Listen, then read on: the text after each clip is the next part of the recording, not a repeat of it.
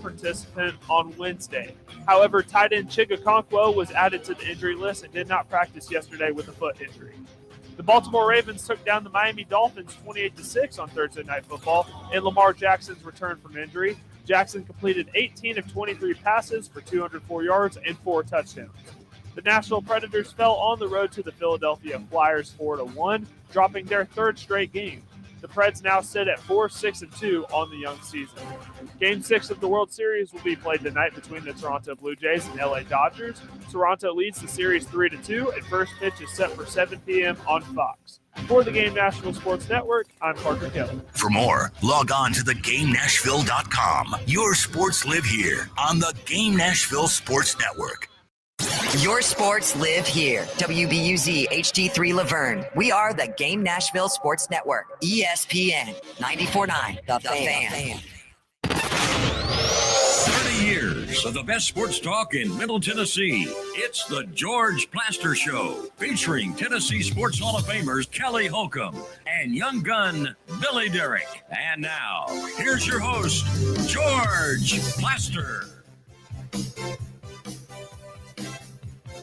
Hello again, everybody. Welcome in. It is a football Friday. It's a beautiful day today. Happy Halloween to all of you. That is the good news. The bad news, as I look at the weather, is they're expecting 65% chance of rain tomorrow, 75% chance of rain on Sunday. Therefore, it sure looks like it's going to be wet. But it's a beautiful Friday. Parker Kelly is with me. Parker, how are you? George, I am fantastic as I get myself on the screen here. It's Halloween, end of the week, great slate of football. Couldn't ask for anything better. I know that at some point here shortly, Justin Geisinger from Franklin Road Academy is going to join us. And in fact, I don't have any word yet as to whether he's on with us. No, but they were scheduled to play a game last night. I just got a text from our producer back at the station that he called Geisinger and was forwarded to voicemail, but is going to call back. Okay, we've got something on private chat. Let's see what we got there. Maybe it is or it isn't. Okay, so what would cause that? Cause what? Cause the forfeit. So this happened in high school to us. When I was playing, I think in 2018, 2019, we were scheduled to play a game, and the other team actually, due to injuries, didn't have enough players. So sometimes they forfeit a game, or they're just, throwing in the towel on the season. Columbia Academy is 1-8, and FRA is 8-1. So I could understand not wanting to play them. Yeah, but that's BS. I don't know. I'm not going to act like I know the reasoning. No, okay. Okay, that's the first thing. But if the whole thing is we don't really want to get our butt kicked, that's not good enough. No, that's part of life lessons. If you're not good enough, you take your medicine and you go on. Right. Put your helmet on, keep going. Yeah. Keep going. So what are the other big games tonight? This, of course, by the way, is a four-corner stall. The tarp is on the field right now, and time only has been called. This is the final regular season week of high school football in this state. Next week, we really get it going with the opening round of the playoffs. What are the big games tonight?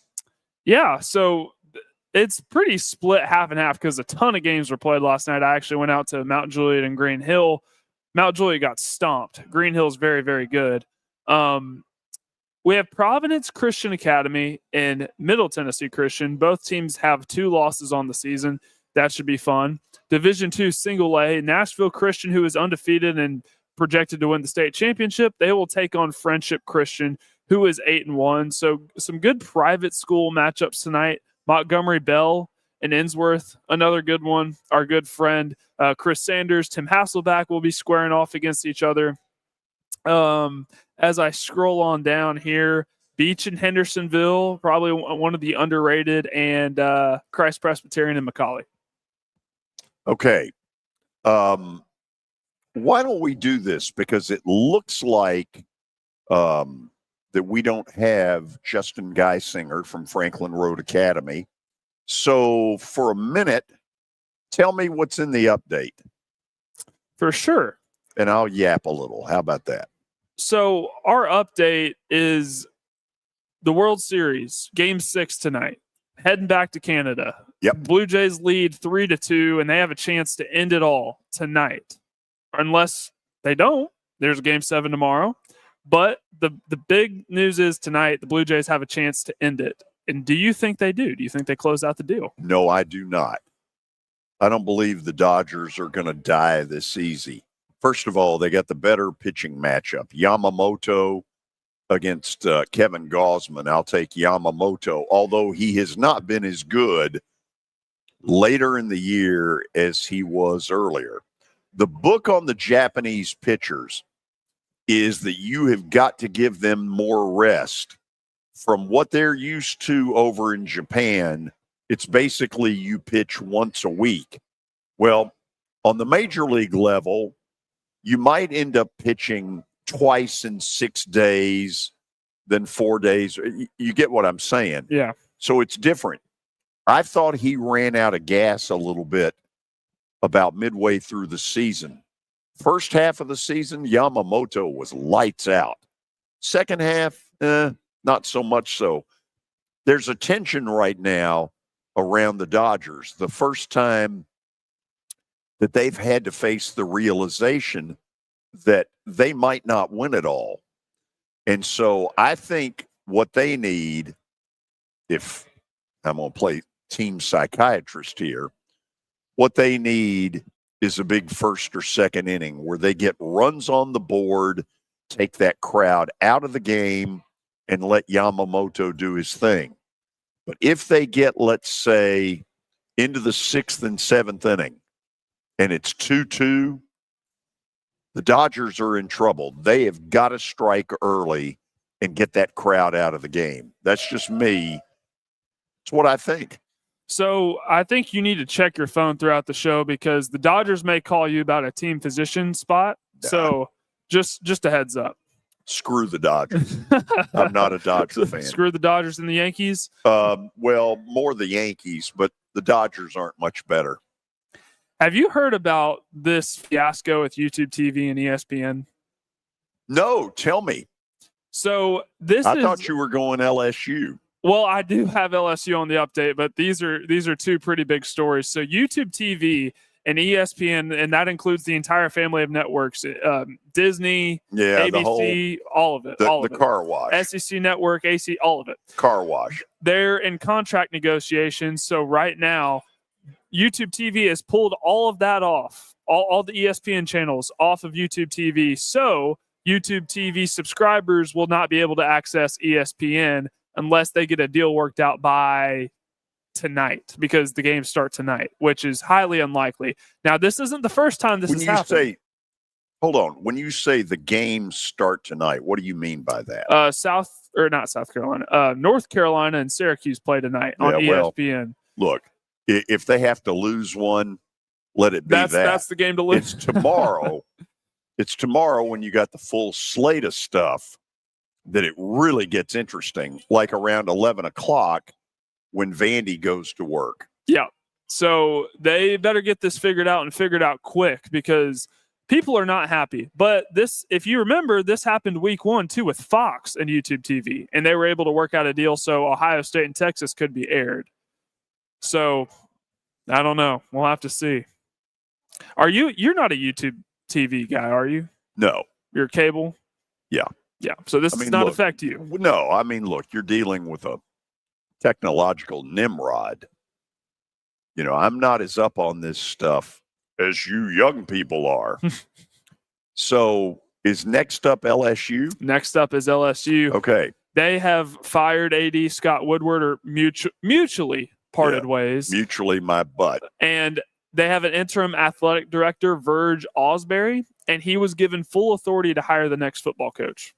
Okay, so obviously in the last week, this has turned into a excuse me, turned into a little bit of a clown show.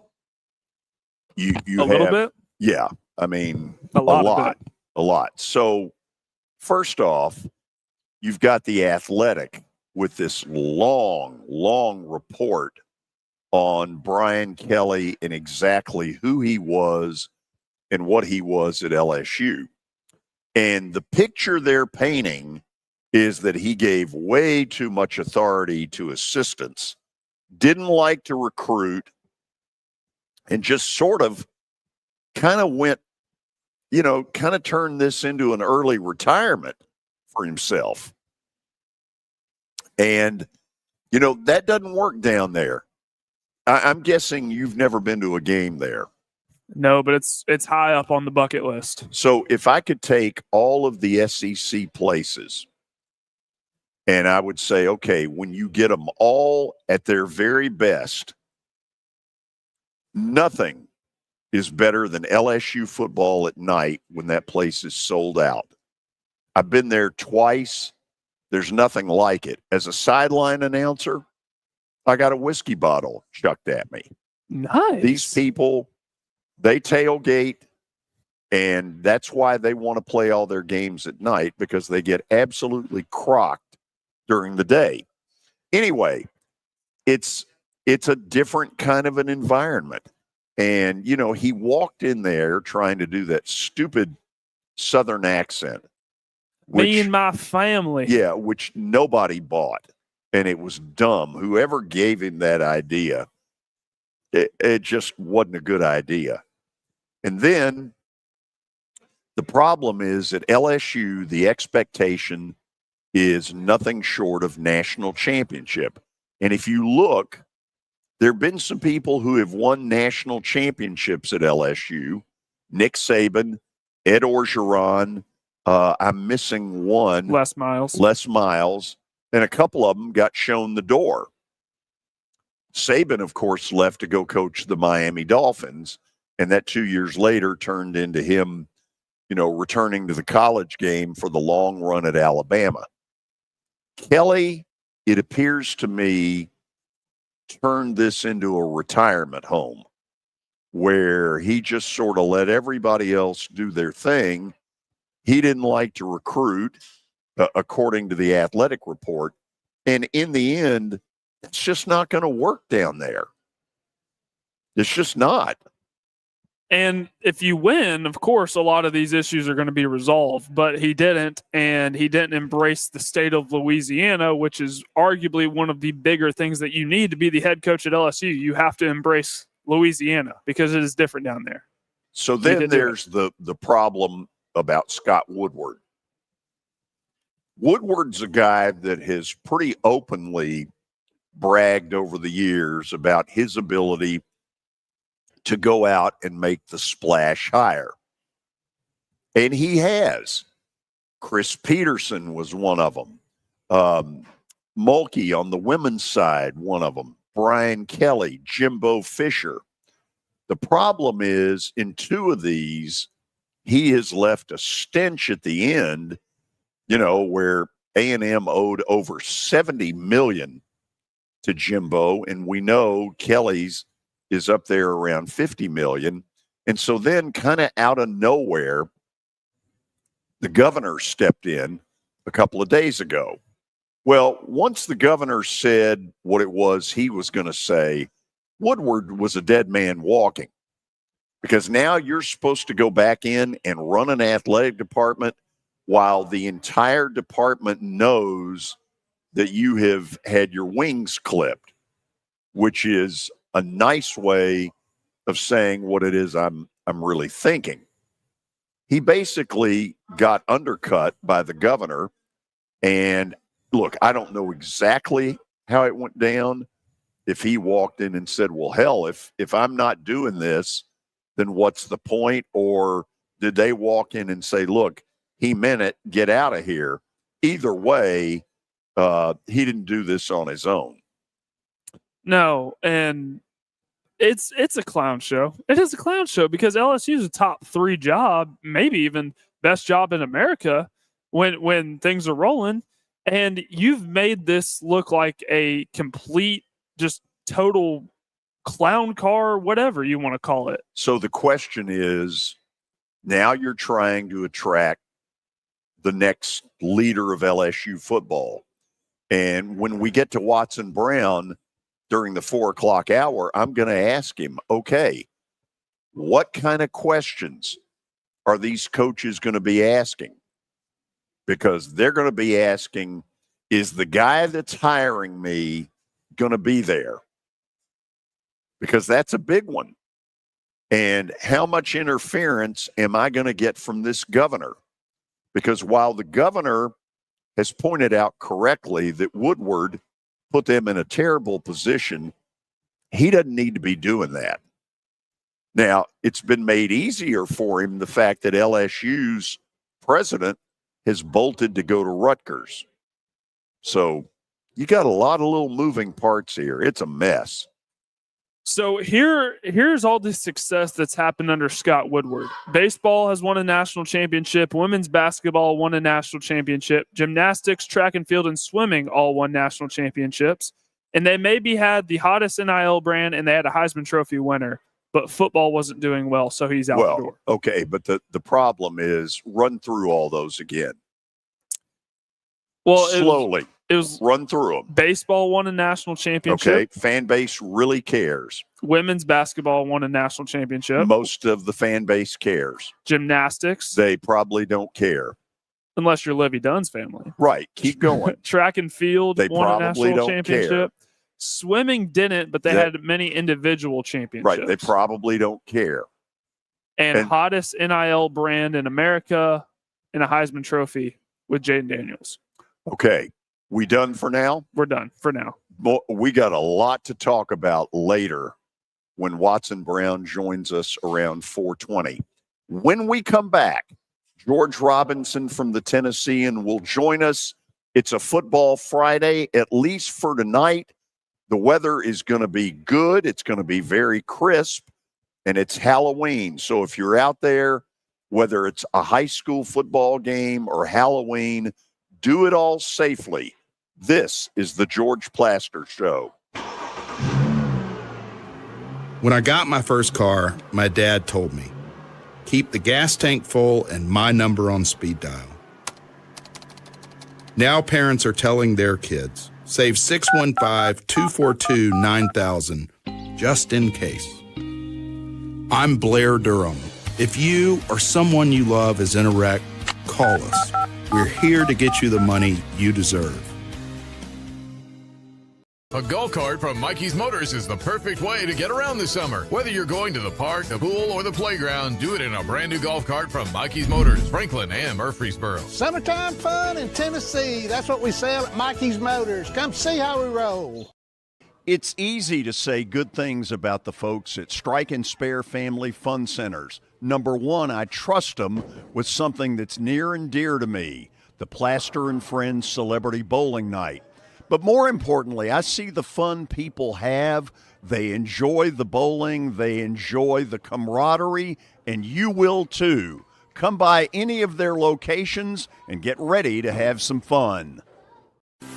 At Wilson Bank and Trust, we believe you shouldn't have to choose between personal service and digital solutions. As your local independent bank, we're proud to offer the relationships and trusted service you expect, along with the tools and technology that keep you moving forward. So whether you're growing a business, buying a home, or planning for the future, we're here to help.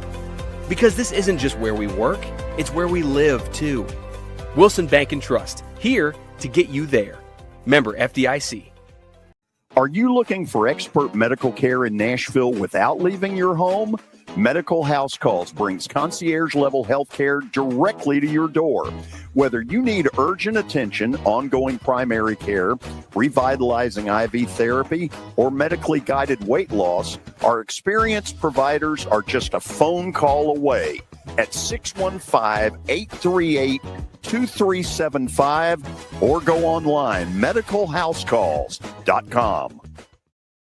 Medical House Call. If you are paying too much for your health insurance, you know what? You need to contact the folks at Pancoast Benefits. Pancoast works with businesses and individuals to tackle the high cost of health insurance.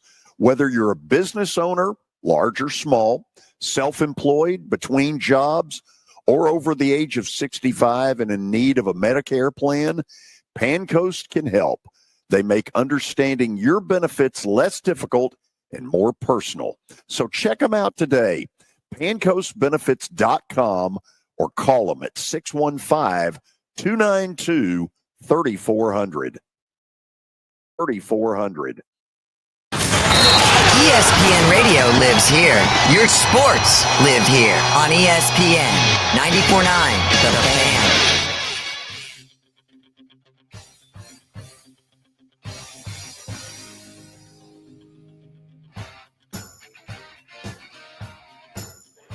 Welcome back into Football Friday from the Ford Ice Center in Bellevue, which, by the way, is really busy. They got a big tournament going with a lot of folks in here, a lot of folks in the parking lot.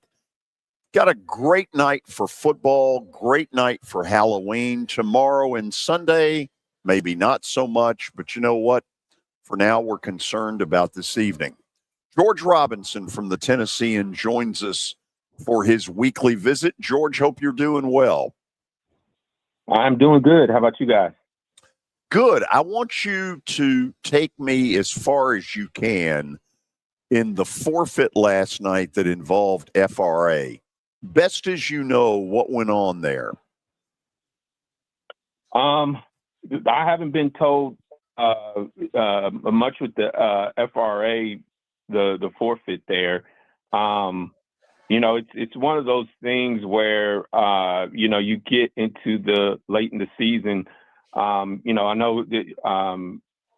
know Columbia Academy wanted to finish the season, but, those small private schools often have smaller rosters.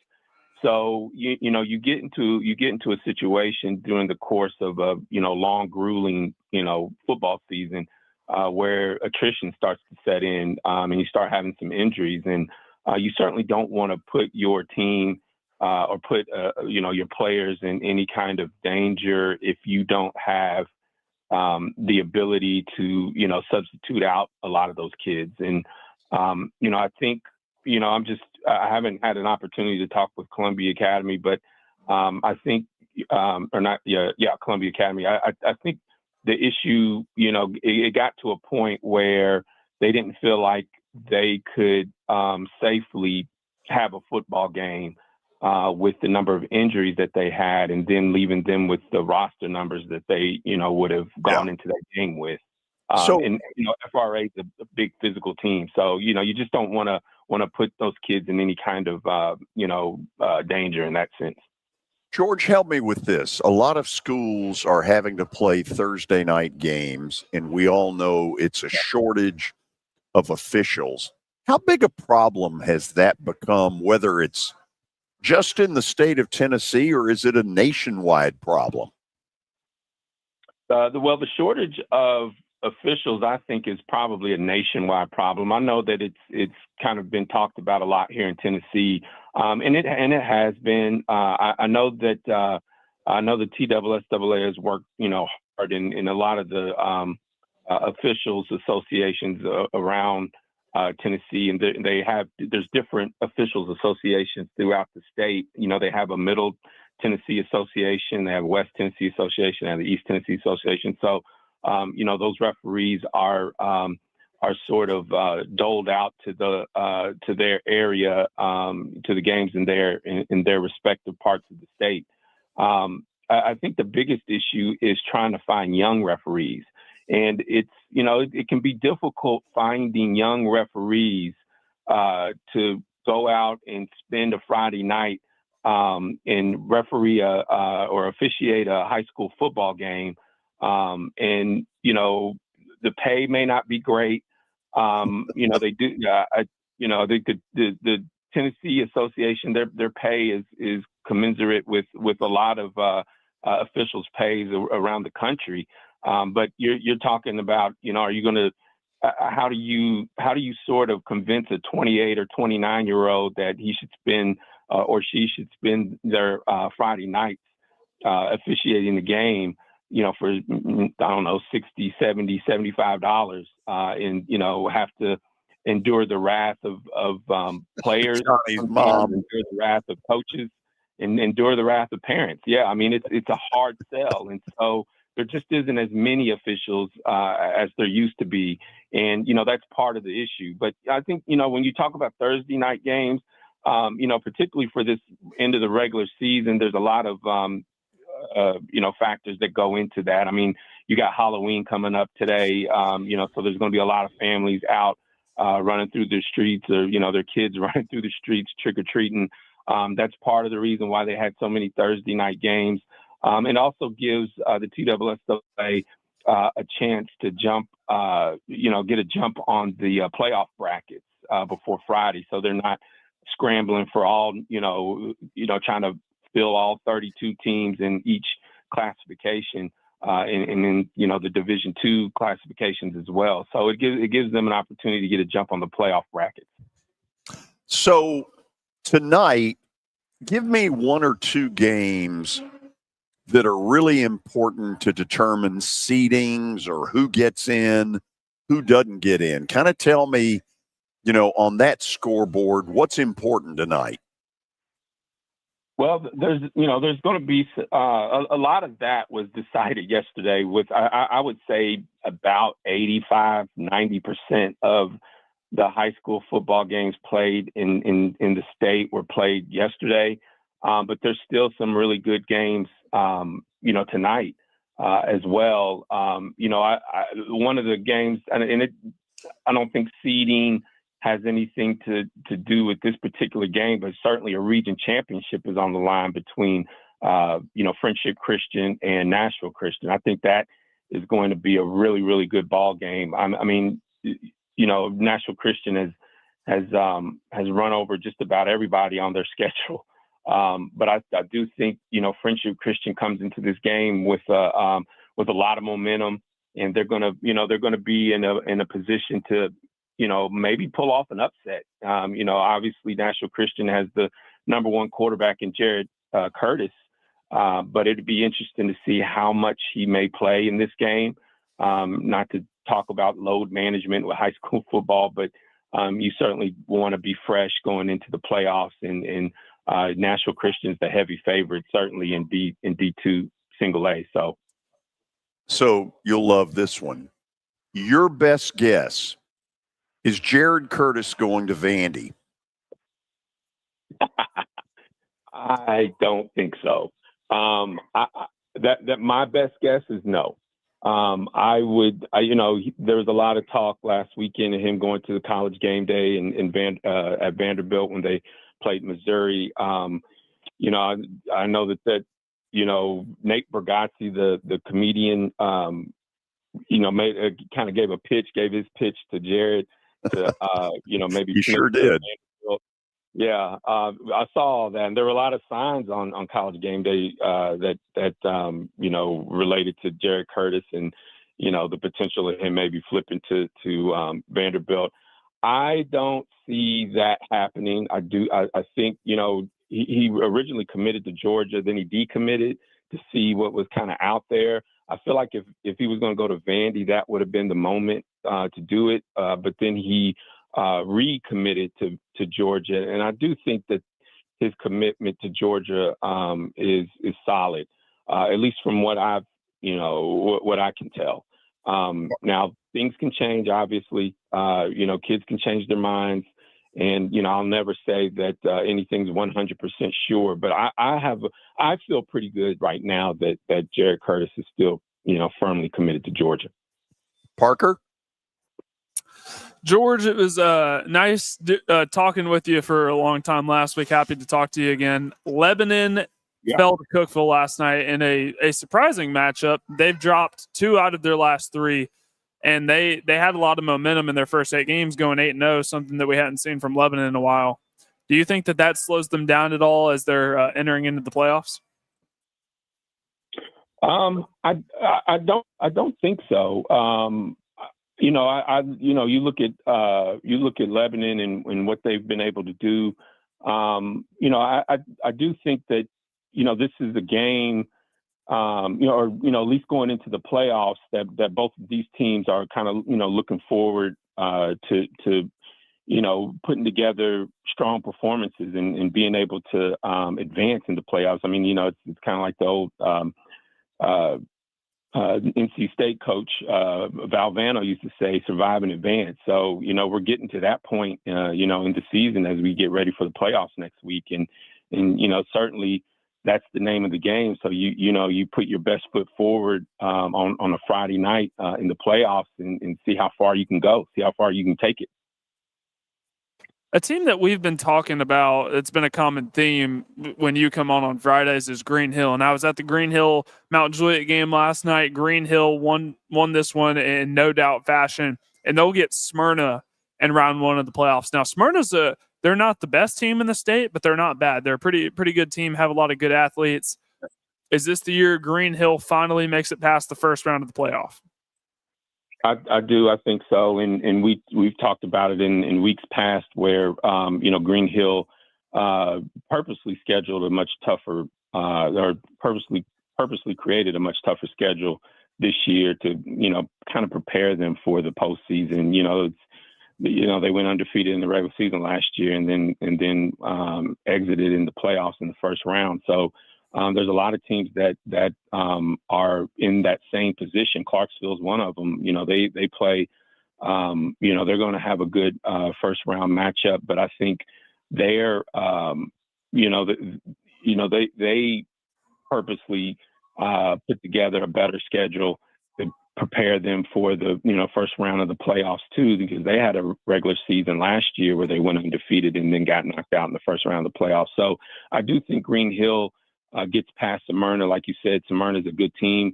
I just like Green Hill defensively, what they've been able to do defensively, and I like Cannon Burrows at quarterback as well. Antioch is 9-1, and that they're also kind of a surprise at how good they've been. Now they have Andre Adams, who is one of the most coveted quarterbacks in the state, but this is one of the better Antioch teams I think I've seen in my lifetime. How much momentum do they have going into the playoffs, and what's a realistic expectation for them as far as how deep they can go? I think they can go pretty far. I think it's going to really depend on how well they play up front on the offensive line. They have a little bit of momentum. I think some of that momentum got kind of snatched from them, last week when they lost to Clarksville. Clarksville sacked Andre 10 times, but that's a really good Clarksville defense that they faced. Antioch has had some issues up front with its offensive line this year, and I think that's where they have to kind of shore up and protect Andre Adams. If you give Andre some time, he'll pick you apart. And we've seen what kind of numbers Andre Adams can put up this year. I mean, he's set TSSAA records with some of the things that he's done this year. So, they can make a deep run. I think it's going to depend on how well they play up front at that offensive line position. And moving on to the games tonight, NBA takes on Innsworth. Both teams have 3 losses on the year, so a win tonight, for whoever wins, would clearly be that would be huge for them as they both enter in the playoffs. What do you make of this interesting matchup? I do think I like NBA. They run a little bit of a 2 quarterback system there with Charlie Varner and Hugh Price. But I think Innsworth is really too good, for NBA. They'll both be in the playoffs. I think Innsworth has the better opportunity to go further in the playoffs. I just don't think NBA's there, not this year anyway. And Verner's a good quarterback. He's only a sophomore. He's a lot smaller than Hugh Price. Hugh Price is a 6'5" Southern Miss commit. But Charlie's, they rotate those 2 guys in and out because Charlie's has played well in the times that he's been able to get in the game.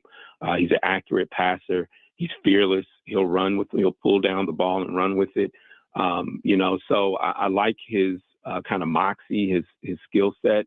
I just think, against this Innsworth team, Innsworth is just too much. They're going to be too much for NBA to handle. But you certainly want For Ainsworth, you certainly want to have some momentum going into the playoffs. I think they'll be able to do that tonight against NBA. Last one for you. Brentwood Academy is on the verge of an undefeated season. They have one team standing in their way, and that would be Lipscomb Academy. Now, Lipscomb Academy is probably a lot better than their record indicates, but if Brentwood Academy were to win this game tonight, how much of a threat do you see them being to a team like Baylor or a team like McCallie or kind of the teams that are in the upper echelon of Division II AAA? Well, I'll say this: I think they're a huge threat. I think they're skilled enough to beat McCallie.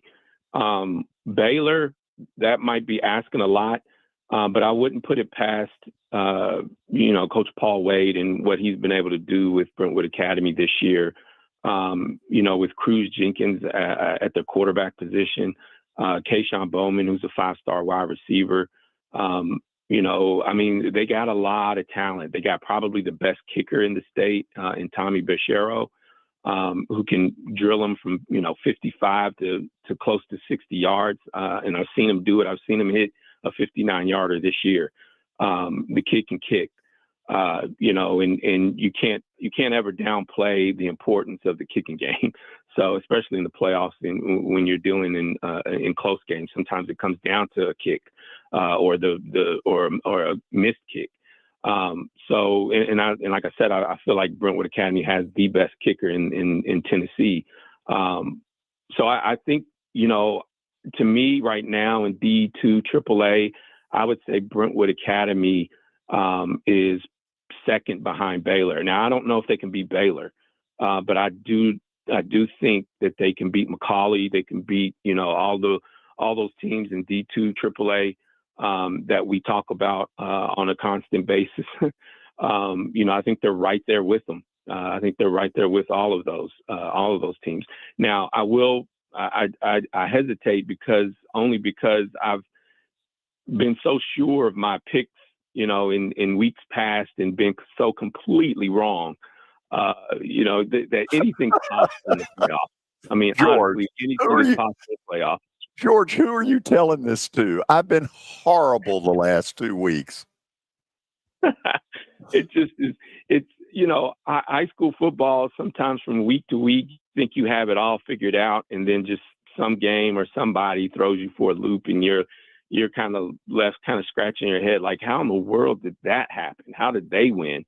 So, I mean, yeah, it can jump up and bite you in the butt sometimes with some of these picks, man. And I know that these schools and these coaches and these teams are paying attention to our picks because we've had reporters down on the sidelines and in the locker rooms after the game, in the locker rooms before the game, in the locker rooms during practice. And we see that they have our stuff posted up on their bulletin board. I mean, we literally are bulletin board material for a lot of these guys. So, hey, I tell coaches all the time, if we can motivate you to go out there and win a game, then, maybe we're doing our job. George, the way I see it, their only way to get back at you is to come out to the Plaster and Friends Celebrity Bowling Night and heckle there you. You go. Now, I don't remember. Yep. Are you 6 to 8 p.m. or 8 to 10? I'll be there whenever you need me. You know what? Let's go 6 to 8. How about that? Okay, that's good. So That's good for me. All of the hecklers. They won't have to do much heckling, though. I'm a terrible terrible bowler. So all they have to do is just stand there and watch me gutter ball it. Stop it. Who cares? We're going to have fun. 4 weeks from Monday, and I can't wait. Thank you as always, George. I'll be there. Thank you, man. Thank you, guys. By the way, and our thanks to George Robinson from the Tennessean, I will put some official info out early next week about the Plaster and Friends Celebrity Bowling Night, the proceeds to benefit the Last Minute Toy Store, the theme of it all. I'm going to need your help. We'll go to the break. When we come back, we're going to talk about Cam Scadaboo's gruesome injury that a lot of you saw last Sunday in Philadelphia. That will be our Star Physical Therapy health moment. Stick around. This is the George Plaster Show. When I got my first car, my dad told me, keep the gas tank full and my number on speed dial. Now parents are telling their kids, save 615-242-9000 just in case. I'm Blair Durham. If you or someone you love is in a wreck, call us. We're here to get you the money you deserve.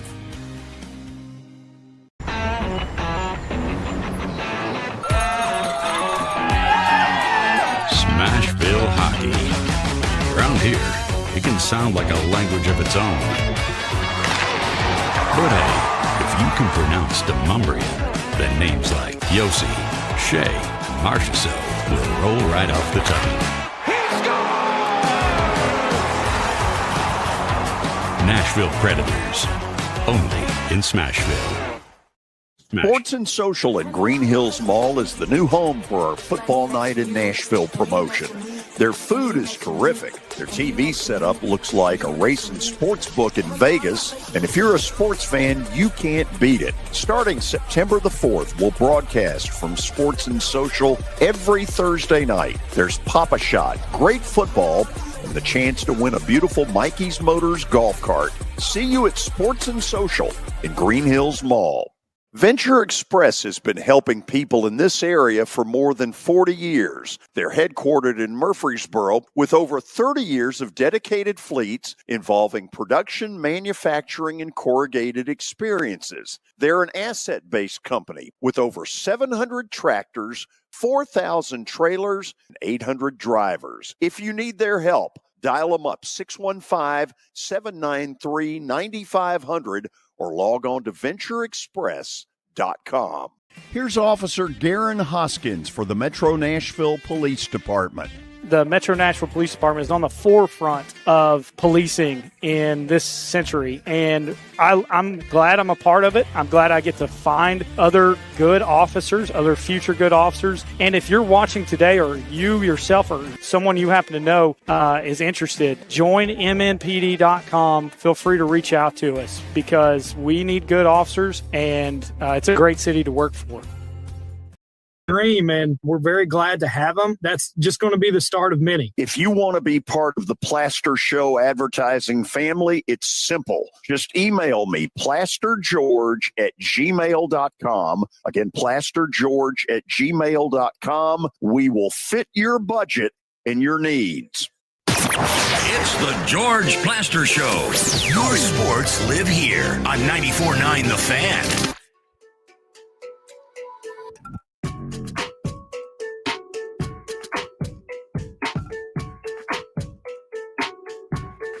We are back on this Friday afternoon. Are we ready? It looks like we are for our Star Physical Therapy Health Moment of the Week. Normally it's Holly Taylor, but you know what? They go deep with a roster of really good people. Wade Bartlett joins us today. Wade, I know she's busy, but who did you piss off to have to do this? Well, I kind of drew the short end of the stick, but actually it's always a good opportunity to give back and to give back a little bit of knowledge here and there, that as much as I can. I don't have much to give, but what I do have to give, I'm willing to give. So, Wade, a lot of people saw the injury to Cam Scatteraboo last week, and you could see Jackson Dart's frustration because the Giants are starting to get a core, if they could keep them healthy, of a really good quarterback in Jackson Dart, Cam Scatteraboo, who's made a huge difference in the running back world, and Neighbors on the outside. That's a pretty good little threesome for the future. Talk to me about the injury to Scatteraboo. It was gruesome. I'll admit, when I realized how bad it was, I turned away. But talk to me about what he's dealing with.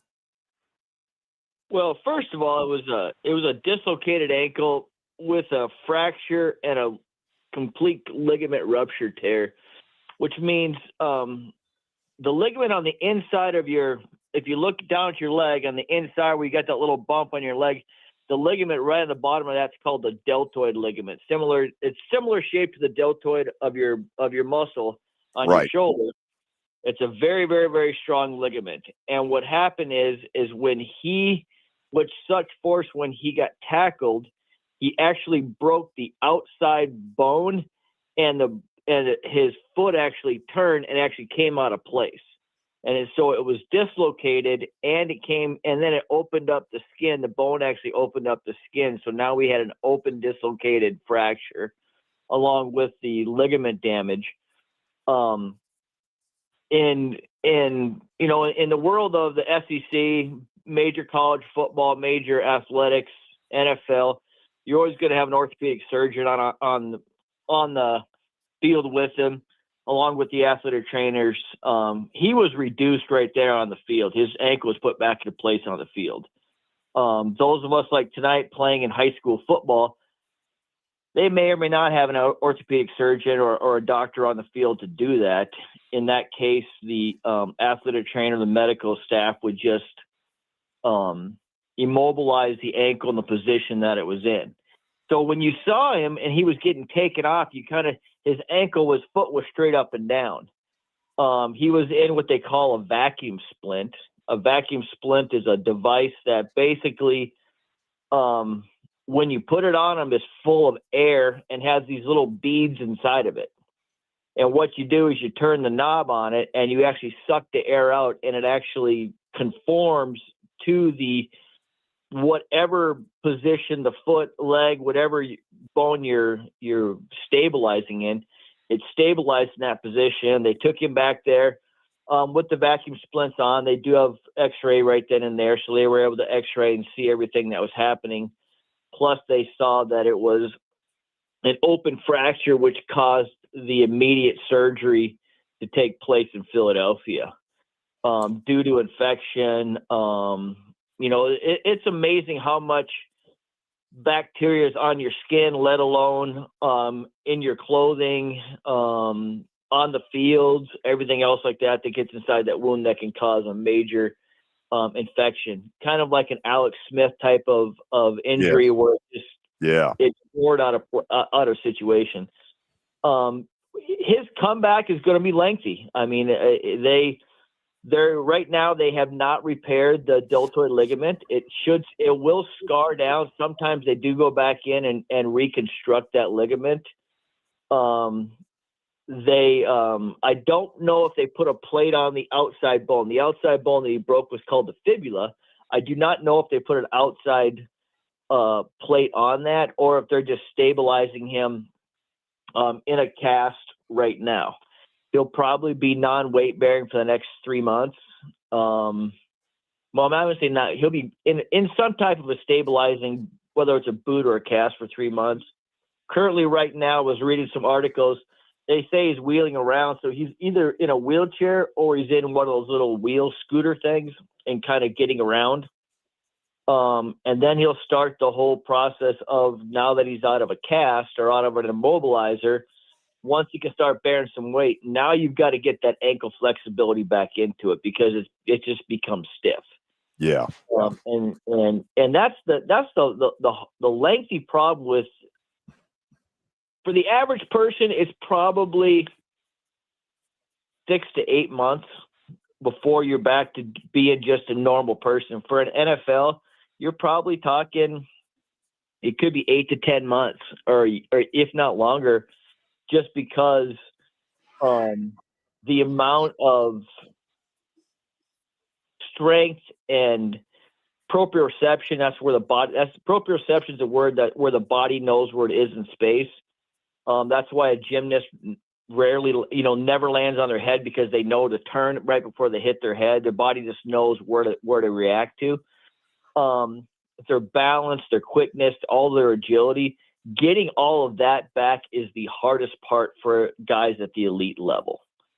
Let me ask one thing. Well, you go ahead. I shouldn't have butted in there. Go ahead. No, go right ahead. What's your question? Because I don't know how in depth you want me to get on this. Go ahead, sir. Please. We've got basketball coming. Amazingly, college basketball begins Monday night, which feels way too early, but whatever. A lot of ankle sprains in basketball, and I have heard over the years, because I used to have some ankle sprains. I played a lot of basketball in my younger days, especially when I was in college. Can a sprain be more painful than a break? Honestly, a sprain can be more of a hindrance than a break. And I think the biggest thing is when you break a bone, you're going to get put in a cast. In 6 weeks, your bone's going to mend strong enough for you to be able to do something. It's going to be stiff. With an ankle sprain, you start feeling pretty good and you go back out on it, but the ligament that you stretched or you partially tore has not mended completely. It's tightened up a little bit. The swelling has gone down. The pain's gone down. But that ligament, which holds everything in place, hasn't had time to heal. And that's why when you see these things, well, if he'd have broke his ankle, he'd have been back already a lot quicker. And now he's kind of hobbling around or whatever. It's because we look at ankle sprains as, you sprain your ankle, you get rid of the swelling, you get your motion back, you feel pretty good, you get your strength back, and you play. But that ligament hasn't yet to heal. That ligaments can take 4 to 6 months to heal. But we're going to keep playing on them, and you try to brace them and tape them to get going back. Interesting, talking about ankle sprains, that's why you probably remember about 3 or 4 years ago, or even when Tua was playing, I believe it was Tua, at Alabama, those guys were having those tightrope surgeries, and they were coming back a lot quicker, and they had that ankle sprain. Right. That was basically what they were doing is bringing the joint back together a lot quicker with a surgical procedure instead of letting the body heal itself. And you put it back in place until you kind of speed up the process. But yeah, that's the problem with ankles.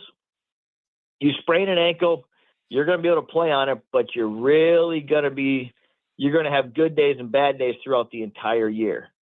You break an ankle, you're going to be out 6 weeks, probably another 2 to 3 weeks or a month of rehab.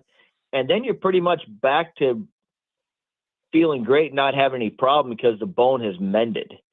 And you've got your motion and stuff back. Whereas ankle, you could be hobbled on it the entire year. Wade, great stuff. Don't tell Holly, but thank you very much. You were terrific.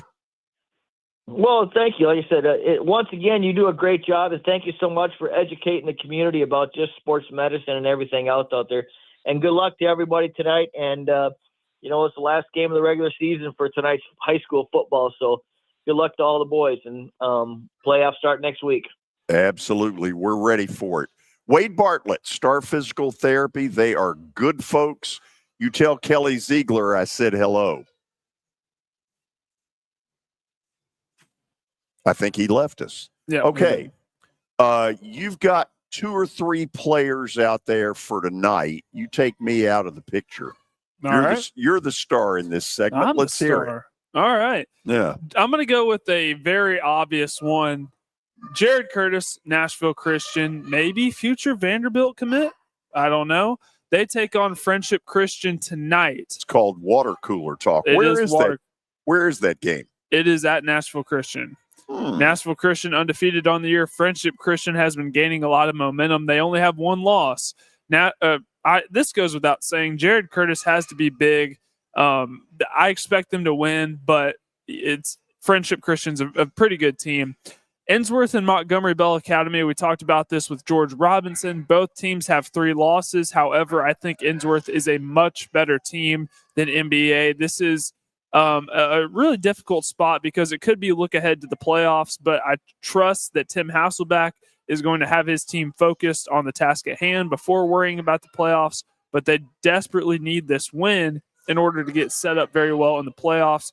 Their quarterback, Taylor Hasselback, the son of Tim, is going to have to be big because NBA's defense is pretty solid. So that'll present a good challenge for them. Brentwood Academy takes on Lipscomb Academy, but that's not the game I want to talk about. I want to talk about Christ Presbyterian and Macaulay. Now, Christ Presbyterian is on the verge of maybe not making the playoffs, so they need to beat Macaulay. And if they're going to, that's not easy stuff. A recipe for success right there. But if they're going to, there's one way they're going to do that, and that is on the ground with their running back. I just blanked on his name. I had it for a second, and then I lost it. But their running back is a 300-yard rusher in the state championship game last year. This is the only way in my mind that I see them beating McCallie. Is if their ground game is good. Rawls Patterson. It's Langston Patterson's little brother. Yes, he's a senior running back, plays both sides of the ball, actually, plays running back and corner, but he's a really, really good running back. So if they're going to beat McCallie, which is a very, very, very tall task, the ground game is going to have to be good. Okay, you're done, correct? I'm done. Okay, let me tell you what we've got coming. 4 o'clock hour is going to be really good. First of all, we're going to go stat of the day. I'm going to attempt to solo get one of these right. Doesn't mean it's going to happen. Then Terry McCormick, Main Street Media, TitanInsider.com, is going to join us. The Chargers, they arrived tonight, really taking all the precautions to get in early to try to get themselves a win.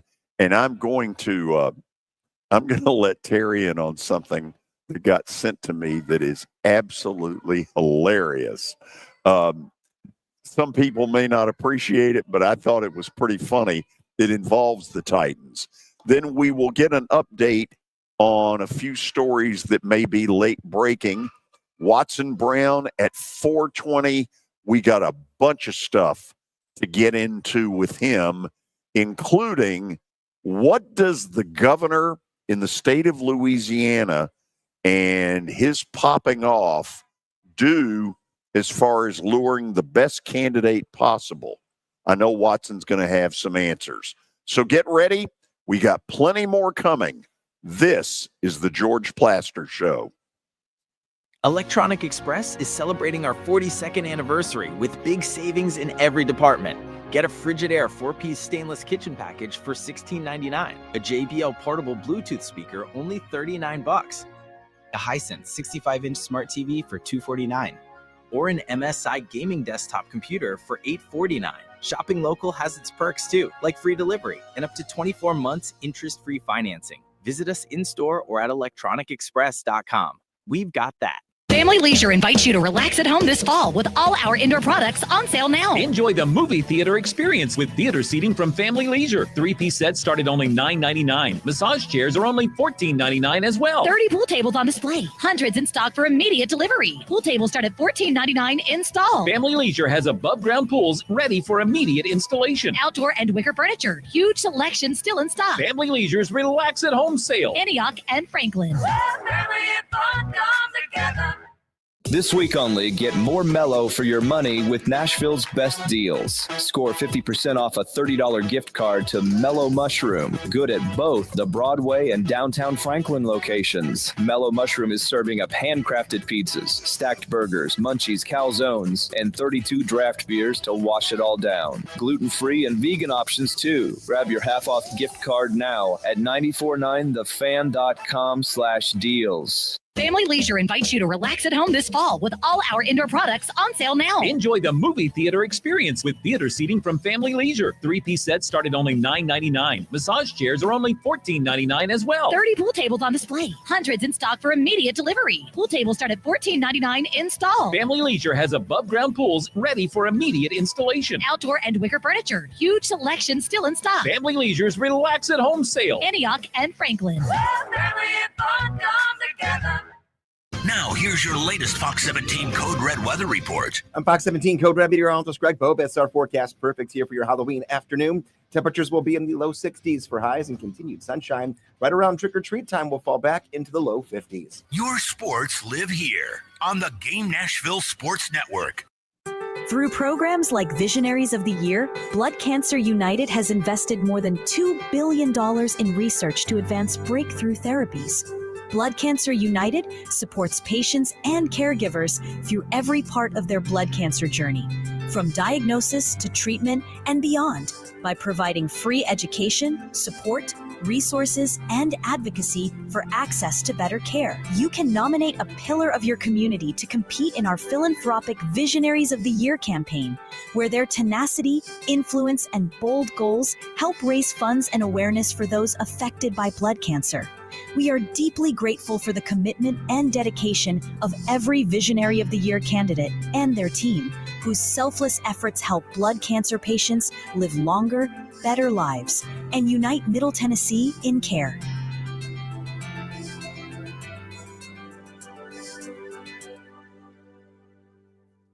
Duckfest is back Saturday, November 1st at Duck River Raceway Park. Food trucks, vendors, swap meet, car show, and ride the track experiences. Free admission, 10 a.m. to 6 p.m. Duckfest. Your sports live here. WBUZ HD3 Laverne. All around the world on the Game Nashville app. We are the Game Nashville Sports Network. ESPN 94.9. The Fan. A Cromwell media station. It's the George Plaster Show. Your sports live here on 94.9 The Fan.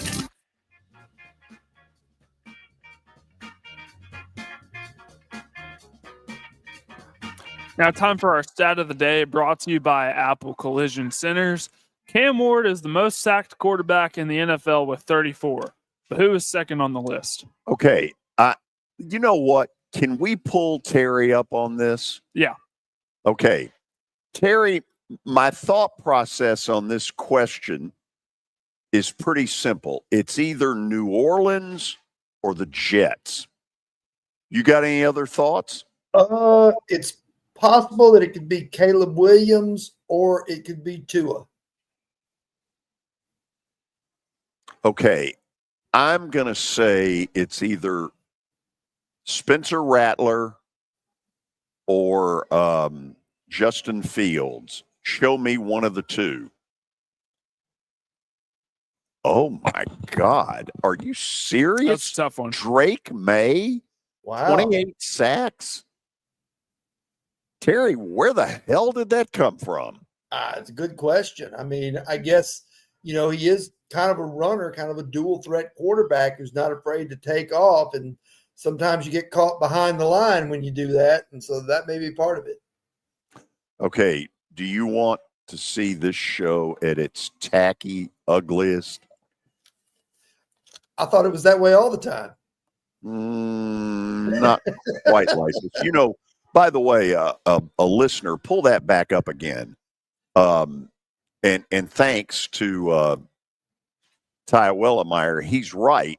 Myles Garrett had 5 sacks as a Cleveland Brown against Drake May. 3 in the first round. It didn't do them a dadgum bit of good. They got boat raced in New England. Okay, so here, Terry, is a Halloween thought that a friend of mine sent that's about as ugly as it can get. Be sure to check your kids' candy for Titans tickets. Wow. Oh, can you believe that? Yeah. That's like, like the old joke that first prize is 2 Titans tickets, second prize is 4 Titans tickets. Right. Go Braves and take the Falcons with you. Yes. So for what it's worth, I believe that tonight the Dodgers win and force a Game 7 tomorrow night. What do you think?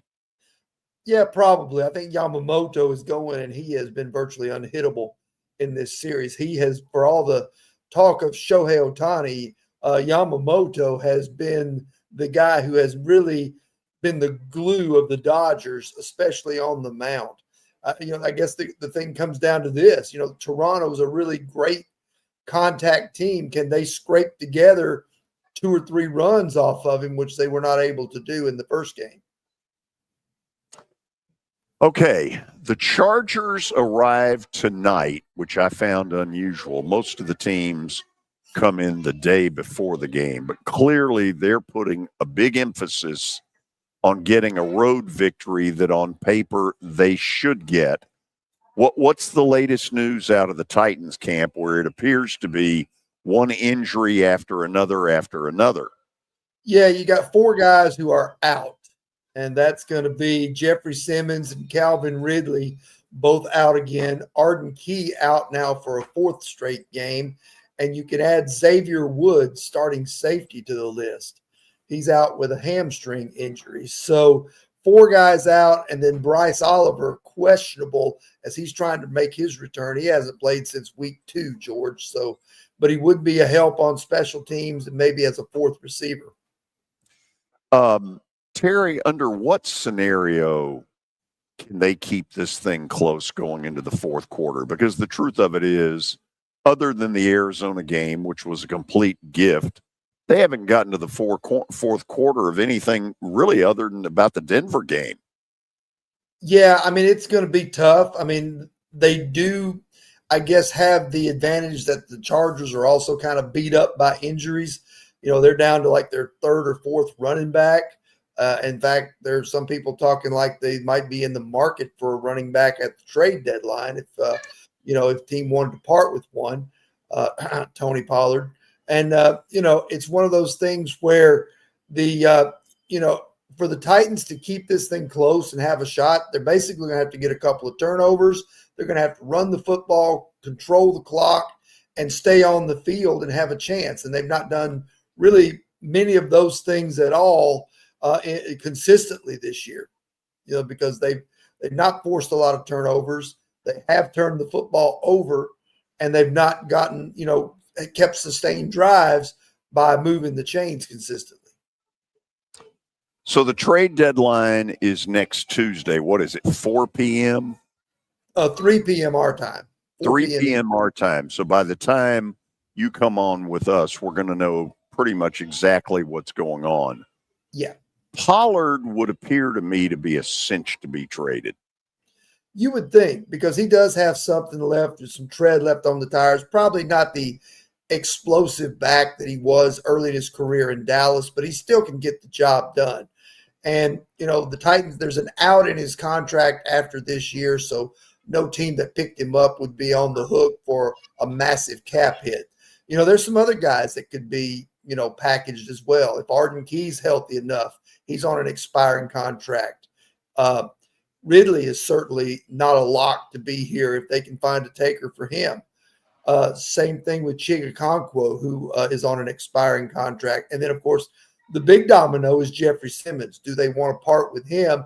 Because he's really the only guy that they've got that would bring a lot in draft capital in terms of maybe a first-round pick or multiple picks, in return. And so it's one of those situations where they don't have a lot to do. It's basically a yard sale, George. Yeah, I've been to a few of those. So do you believe that they are getting inquiries about Jeffrey Simmons? I mean, they've got to be. Yeah, they have to be. I mean, now, how seriously they're taking those calls, that's what you got to wonder about. There's been reports and things that they're not interested in moving Jeffrey Simmons. But when you're in this situation, you got to listen to everything. You've got to listen to everything that's on the table, whether you want to do it or not.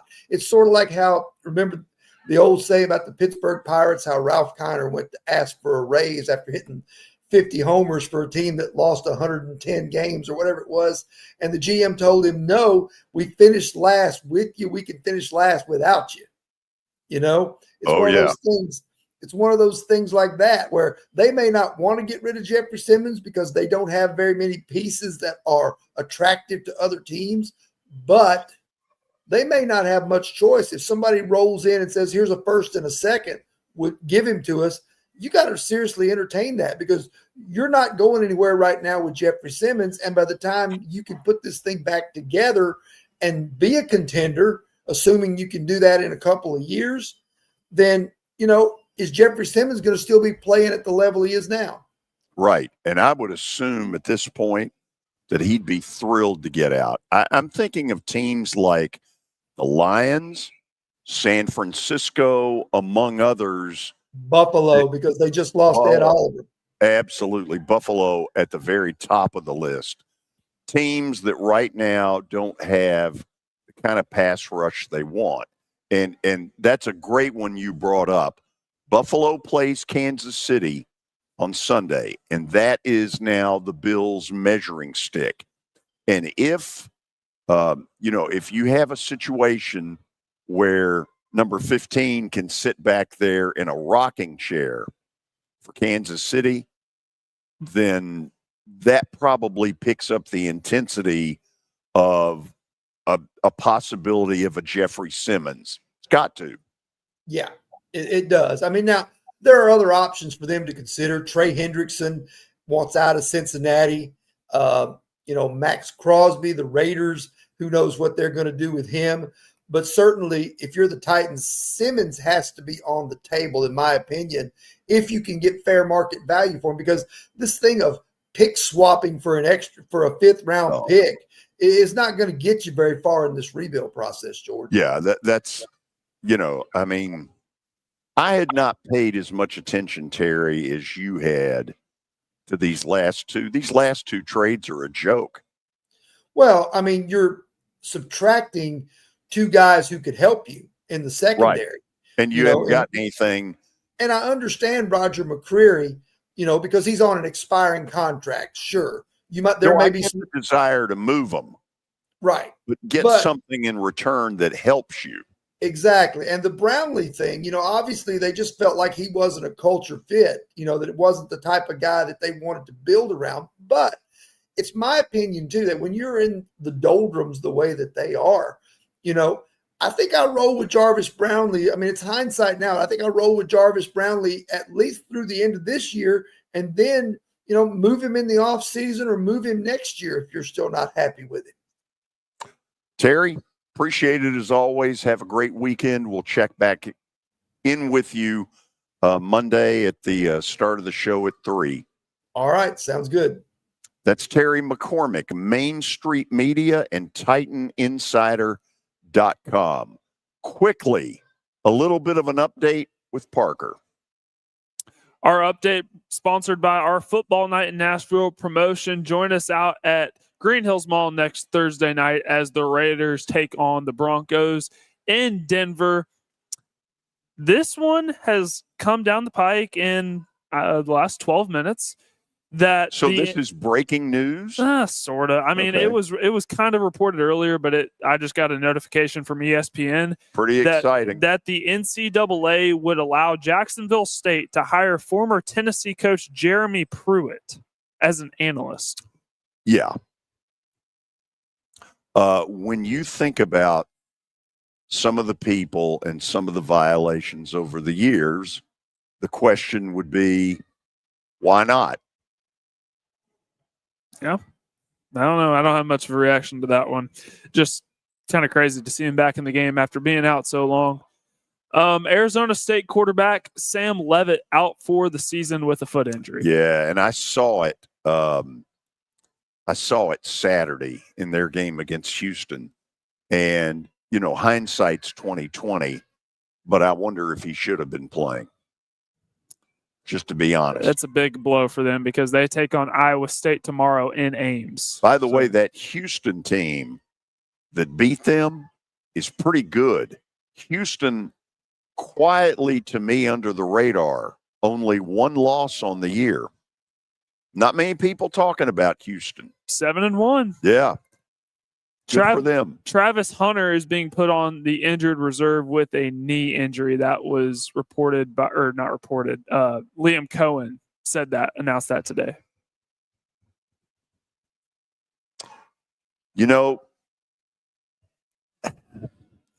I know a lot of people are gonna second guess how the Jags have handled this.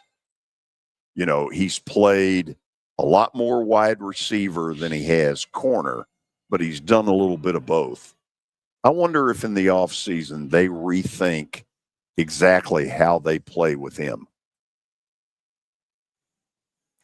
I don't know if you've seen Deion Sanders' comments, but he's openly said that the Jaguars are not using him right. What is Deion saying they should do? Play him more on both sides. Play him more. In other words, let him. What is the injury? A knee injury. Yeah. Being placed on IR, so that means he misses at minimum 4 games. Incredible athlete. Yeah. No, he still makes incredible plays on Sundays. Chris Greer is out as the Miami Dolphins general manager. Again, this was one of those mutual partings.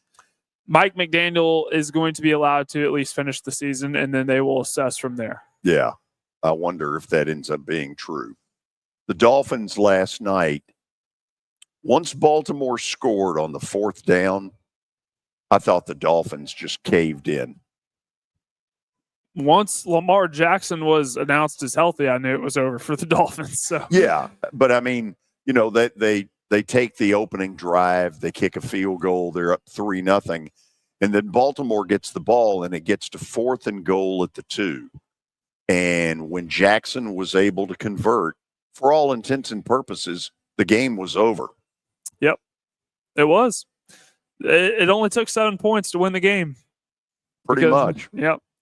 That is all I had for the update. Okay, that's good stuff. After the break, you want to talk about some good stuff. Watson Brown is going to join us. Man, there is a lot to get to. His thoughts on exactly where LSU goes from here. His thoughts on what's going on in the Texas locker room. Because in my opinion, something's not right as they get ready to play Vanderbilt tomorrow in what all of a sudden becomes a game where you can make a case. If Vandy were to win in Austin, Texas, they got a hell of a shot of getting in the college football playoff. It becomes that simple and that crazy. And what about Tennessee tomorrow night with Oklahoma? What level of injured is John Mateer? Because he's the guy that makes it go for Oklahoma. But since he's gotten back from the injury, it doesn't look like he's fully healthy. Anyway, these things and more with Coach Watson Brown. Stick around. This is the George Plaster Show. When I got my first car, my dad told me, keep the gas tank full and my number on speed dial. Now parents are telling their kids, save 615-242-9000 just in case. I'm Blair Durham. If you or someone you love is in a wreck, call us. We're here to get you the money you deserve. A golf cart from Mikey's Motors is the perfect way to get around this summer. Whether you're going to the park, the pool, or the playground, do it in a brand new golf cart from Mikey's Motors, Franklin and Murfreesboro. Summertime fun in Tennessee. That's what we sell at Mikey's Motors. Come see how we roll. Here's Officer Garen Hoskins for the Metro Nashville Police Department.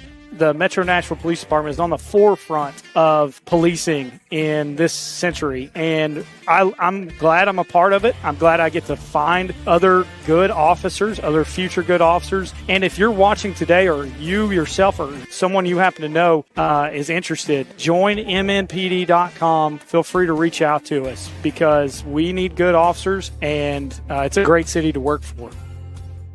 Star Physical Therapy was established in 1997 with one great mission: to serve.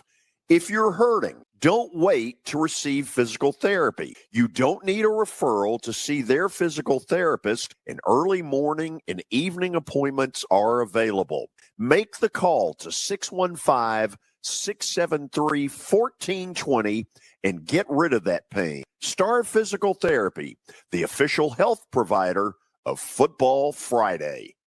Are you looking for expert medical care in Nashville without leaving your home? Medical House Calls brings concierge-level health care directly to your door. Whether you need urgent attention, ongoing primary care, revitalizing IV therapy, or medically guided weight loss, our experienced providers are just a phone call away at 615-838-2375 or go online, medicalhousecalls.com. It's easy to say good things about the folks at Strike and Spare Family Fun Centers. Number one, I trust them with something that's near and dear to me, the Plaster and Friends Celebrity Bowling Night. But more importantly, I see the fun people have. They enjoy the bowling, they enjoy the camaraderie, and you will too. Come by any of their locations and get ready to have some fun. Plaster and Friends Celebrity Bowling Night. ESPN Radio lives here. Your sports live here on ESPN 94.9 The Fan.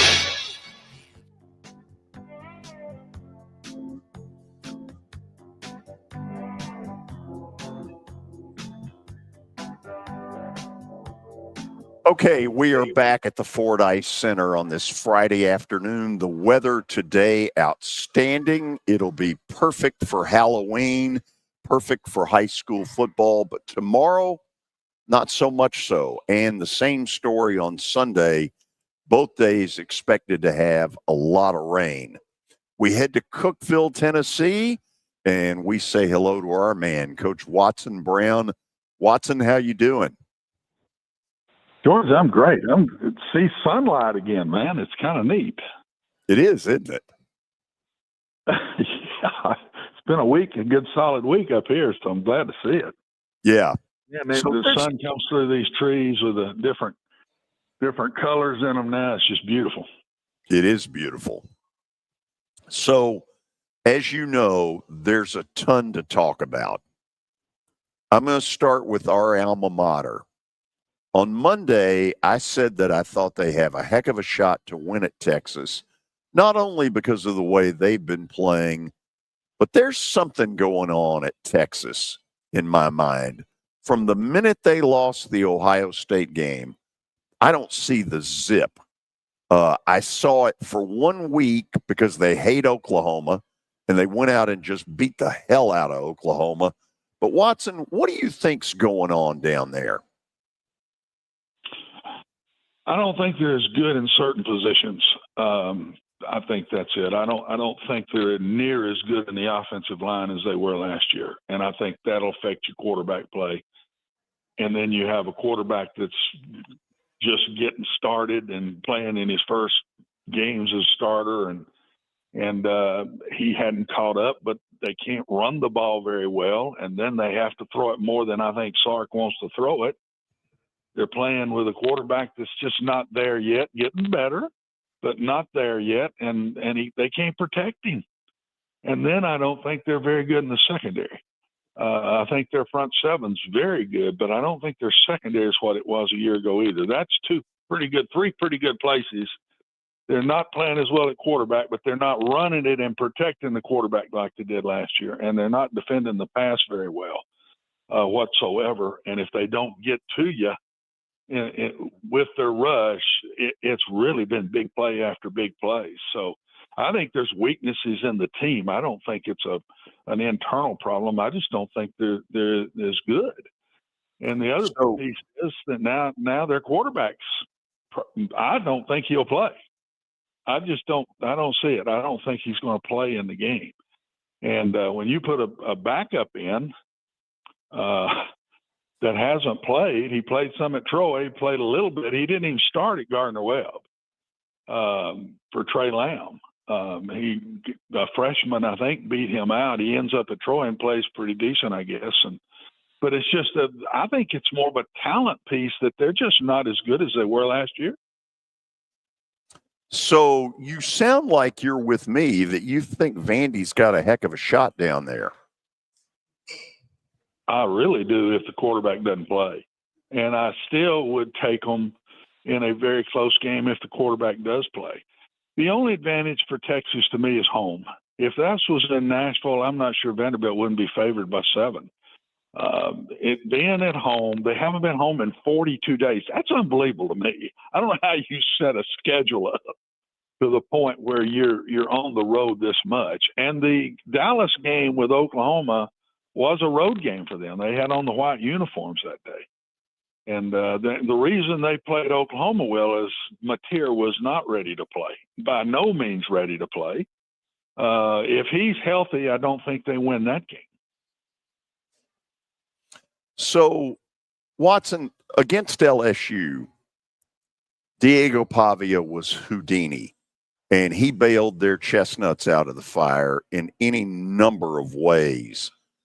Against Missouri, he was much more a normal human being. It wasn't his greatest game. How impressed are you that Vandy showed something that I wasn't sure about, that they could win with an average Diego. They're better on defense than they get credit for because all the talk has been Diego all year, and it should have been. I get it, but I think that this is where Texas is not better. Vanderbilt's better. Vanderbilt is much better in the defensive front this year, and a better, not a ton, but better in the secondary. And they just play to the style.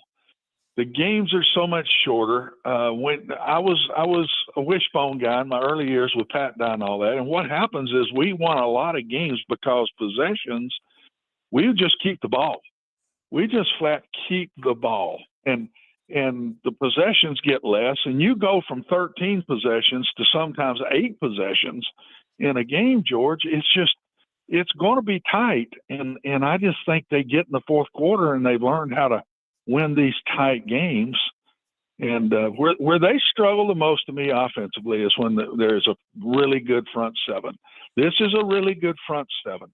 I think they'll pass the ball more than we've seen them pass it against Missouri. I think they will. They'll come out with some ball control passes and some different things. I think you'll see a little bit more wide open game by Vanderbilt in this one.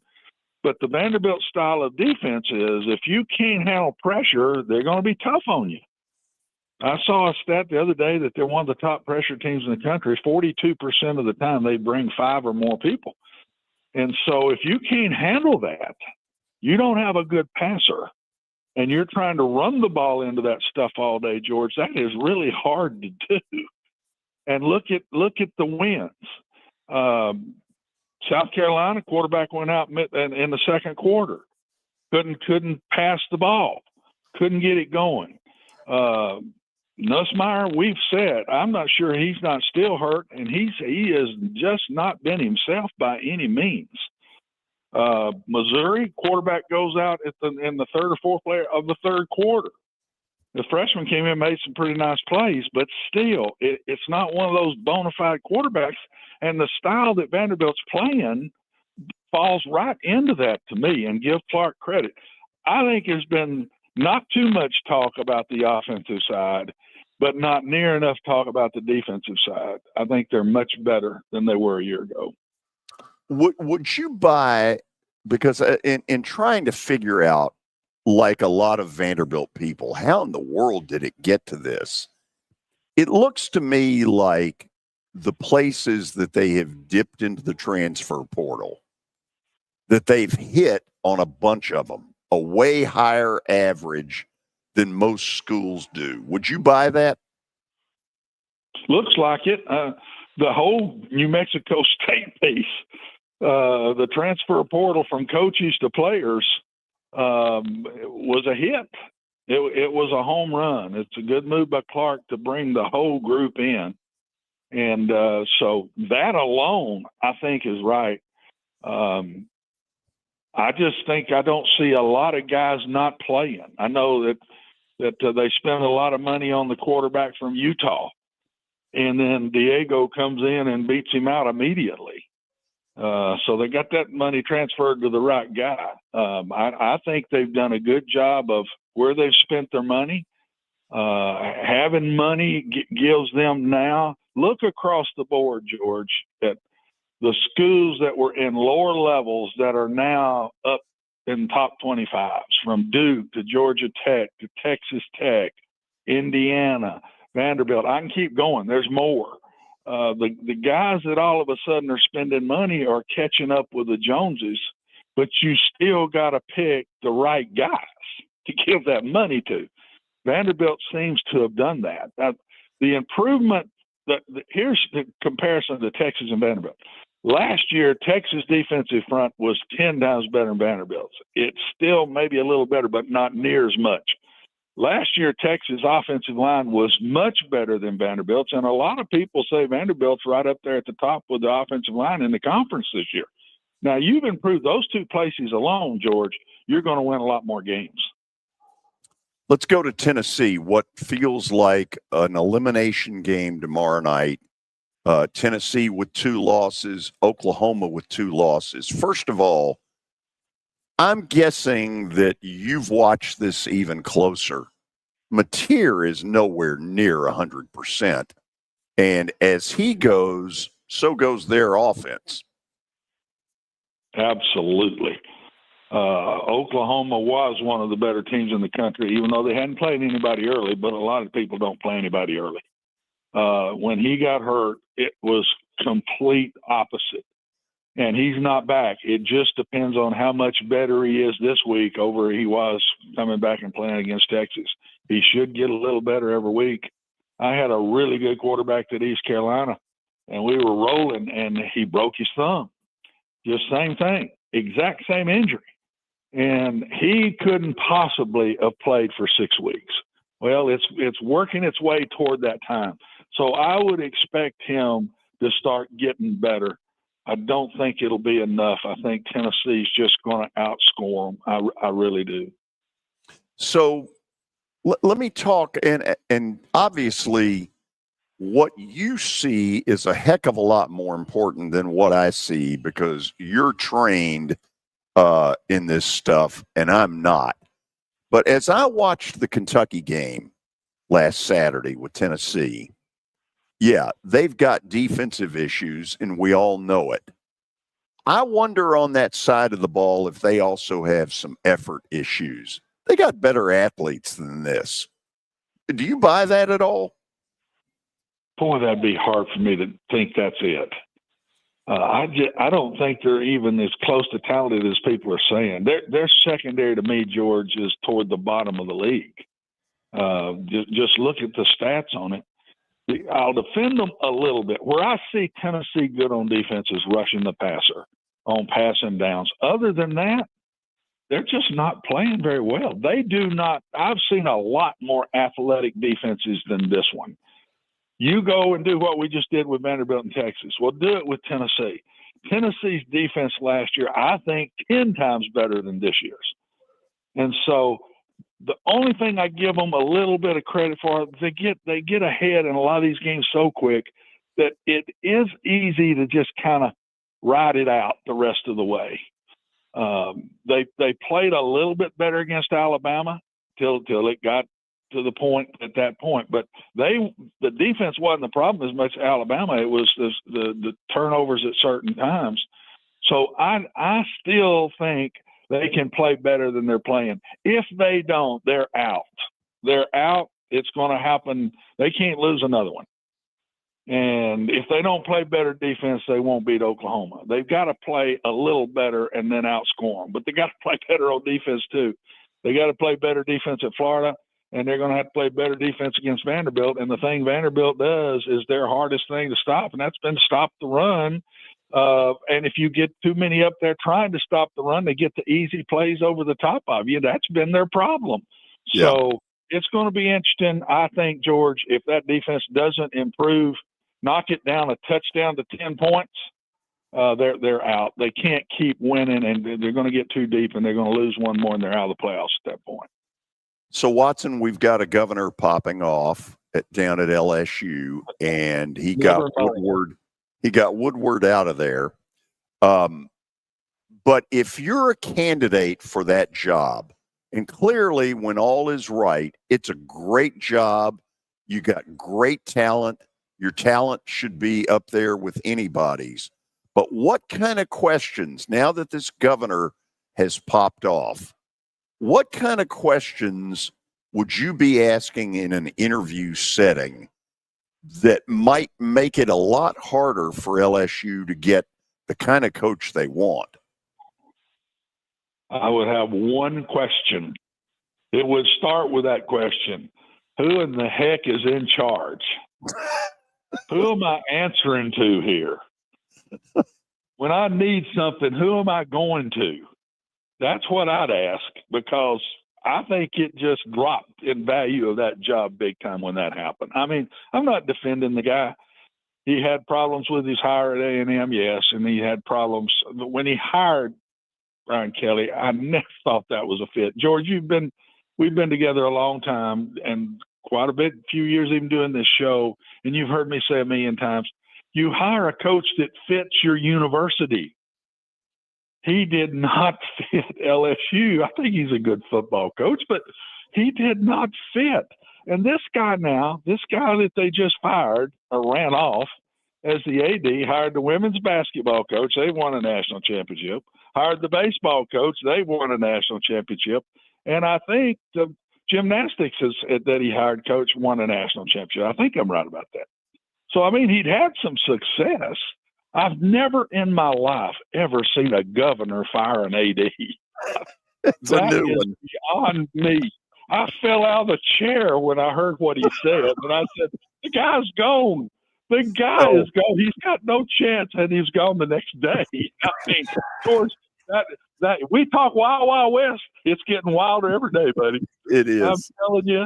But that's what I'd ask. I don't see how a big name guy goes in there when you've got an associate AD now has said, well, you're in charge of hiring the coach and a committee and blah, blah, blah. I mean, I don't know. If good or bad, one person's got to make the call. He's got to put it through a lot of people and get their opinions. But it don't have to be 100% that these people want who you want to hire. But one person, good or bad, has got to make the call on who you hire.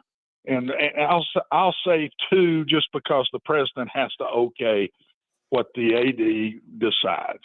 He has to be there and okay it with him. And but man, it is such a mess now. It's going to be real interesting to see where they go. Okay, so last thing on my end, and then I'll turn it to Parker for a couple of questions. So everybody's got Lane Kiffin going somewhere, LSU, Florida, whatever. And the Ole Miss people are trying hard to tell you, well, Lane's got family down there. The daughter's in school there. They love it there, blah, blah, blah. Okay, if that's true, why doesn't Lane Kiffin just come out right now and say, look, let's cut all the nonsense. I'm not going to Florida. I'm not going to LSU. I'm staying at Ole Miss. Am I not in a right mind to say, until he tells me that means he's thinking about it? You're not seeing any coach in the country say, no, I'm not going, unless a contract does something like Matt Rule did at Nebraska. But if you're just talking to a coach and there's job opens, what coach in the country says, no, I ain't interested in that? They don't do it. That's just coach speak. That's just the way it is. It's the way it's been for 50 years. And that's never going to change, especially now with these coaches even being fired like they are in midseason. And I just don't think I'd say at the end, it's like I always told my assistant coaches, George, I always said, look, guys, when the season ends, you have every right to do what's best for you. That's the point that you have a right to be selfish. And if something's better for you, all I ask you is to tell me. I'll help you go if that's what you think's best. But during the year, you're 100% loyal to this football program. And I think that's what the coach owes. I don't think it'd be right of Lane to come out now and say, I'm going to Florida, because I think that devastates that football team. And so that would be very selfish. Once it's all said and done and it's over and they've lost wherever it is and they're out, at that point, if he goes, then he's going to go. But I just don't think you do that to your football team in midseason and do that. So are these jobs open too early, given that Ole Miss sure looks like a really solid college playoff contender? I think I'm hearing you almost say that it almost eliminates him. No, I don't think it does, because agents. I don't think Lane Kiffin, quote, is talked to Florida once. That's what I think. Now, am I naive? Maybe so. But I've been in this business a long time. And I've hired people. I've been hired myself. And so I understand how that goes 6 different times as a head coach. And so I understand what's going on. No, I think the agent could be talking to Florida, and Lane Kiffin has not talked to a soul at Florida. That lets him go to bed at night and do whatever. That I know it sounds a little shaky, but I don't think these coaches are talking. I don't think they are talking to the main dudes at this point. Now, the agent may be saying, hey, you're going to have to wait because he ain't doing nothing till this is over, and then that school's got to wait. I think there will be schools wait on certain guys if that's what they want. Interesting. Parker, you better jump in now. Hey, Watson, do you remember when we talked last week and Georgian just abandoned me and it was just me and you for a whole 20 minutes? Oh, you poor thing. Believe me, buddy, I hugged you right there on the air last week. No, it was a fun time. All I can say to you, pal, it won't be the last time. So just take a deep breath, smile, and just do what you're told to do. You did a good job. Watson, it was such a fun conversation. I have a question for you on the Lane Kiffin front. If he were to stay at Ole Miss, which I certainly believe is a possibility, a strong possibility, do you think he has a legitimate chance to win a national championship in Oxford? Yes. Anybody that's got the big bucks is the shot now. And you keep putting more bucks in it and you keep buying the right guys, it don't matter anymore what's on the side of your helmet. It doesn't. First thing these kids are asking is how much you paying me. First thing out the gate, how much are you paying me? And it's not kids usually, it's a parent or an agent or whatever. But that's it now. So with that Alabama helmet going against that Ole Miss helmet, it becomes a lot more 50-50 than it's ever been before. So yes, he could win one there. So put a $sign on the helmet. Because when I think about Indiana, like Indiana is a legit national championship contender. We've never talked about them being a national championship contender in anything other than men's basketball. So if Indiana can win a national championship, surely Lane Kiffin can win one at Ole Miss. I'm telling you, any of these places can. It's totally changed the game. What I said to George way back, I said, George, you watch. The bottom halves are going to start coming up more to the top halves. That's what's going to happen, and that's exactly what's going down now. And it could change every year. The way this, and it used to take 3, 4, up to 5 years to have your team, and you got a real shot. Now it can be done in 1 year. There's schools that brought in 70-something players, for God's sakes. So this thing can be turned around. In a year's time, it can be turned around. So, yes, I think it's a different world, and the good coaches are figuring out how to do it. What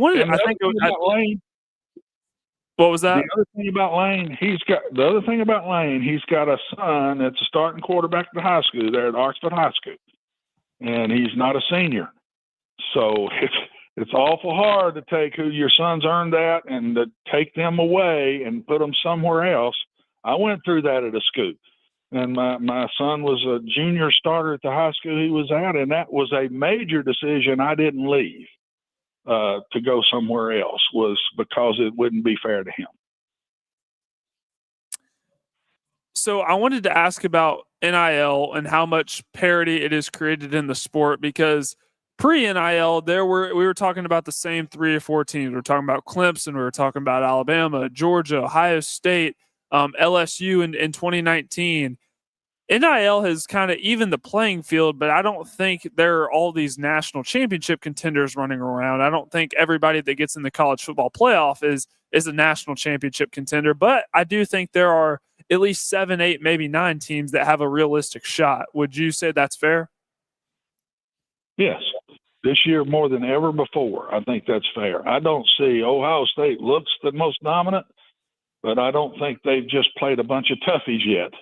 So A&M looks really good, but they've got some really good games left to play.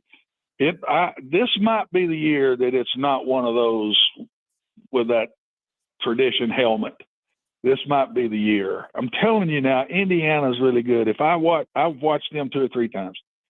If they played Ohio State tomorrow on a neutral field, I'm not sure they wouldn't beat them. I think they're real close to Ohio State now. I think they're really good. Wow. And then who stays healthy? Whose quarterback stays healthy? I mean, look at all the quarterbacks that are starting to get banged up. Here's Arch not going to play maybe Saturday. Well, just look at the ones against Vanderbilt. I mean, just right there, you've got to stay healthy through a lot of tough games. So you got to be lucky to win the national championship, in my opinion. And now Very you lucky. got to dodge the league's championship game because it does you no good. Oh, buddy, that one would scare me to death. Ohio State That didn't one even would play in it scare last me year. to death. Right. Watson, remember you Oh, heard they got this. beat. Remember you heard this. This is the only smart thing that's ever come from me. The SEC title game will soon become 3 versus 6, 4 versus 5. It'll be a doubleheader. Something will change with it, George. I'm with you. I don't know how they'll go about it, but something is going to change because they don't want through the conference to hurt or knock down one of their teams for a chance to win it all. So you're dead right. Look at how in basketball, I think a lot of times these real good ones get in their tournaments. They don't mind getting knocked out anymore. And yet that's basketball where you don't lose players to injury near as bad. You do some, but not near as bad as football. And now they've gotten to where they just, okay, we got beat. Now let's go get the big one. So Ohio State proved it last year. They proved it last year. You ain't got to be in that game. If anything, that game will hurt you. The team to watch from after this year's over, because I think Dabo will stay there, is Clemson. Are they going to finally quit being so stubborn and get into the war, into the money war? Like they've proven to me, you can't win doing it the old way. You're not going to be able to keep up doing it the old way. So let's see what Clemson does when this year ends. You are a good man and an even better interview. This is fun stuff today. Thank you very much. Glad to do it, guys. Always an honor. See you, George. It's Coach Watson Brown joining us from Cookeville, Tennessee. Man, he has laid it out there the way it is. We'll go to the break, and then we'll have Plaster Bet of the Day that actually is Bets of the Day. And guess what? I'm going to make you some money. I've found some stuff I like. I got a bunch of them to lay on you. Next on the George Plaster Show. When I got my first car, my dad told me, keep the gas tank full and my number on speed dial. Now parents are telling their kids, save 615-242-9000 just in case. I'm Blair Durham.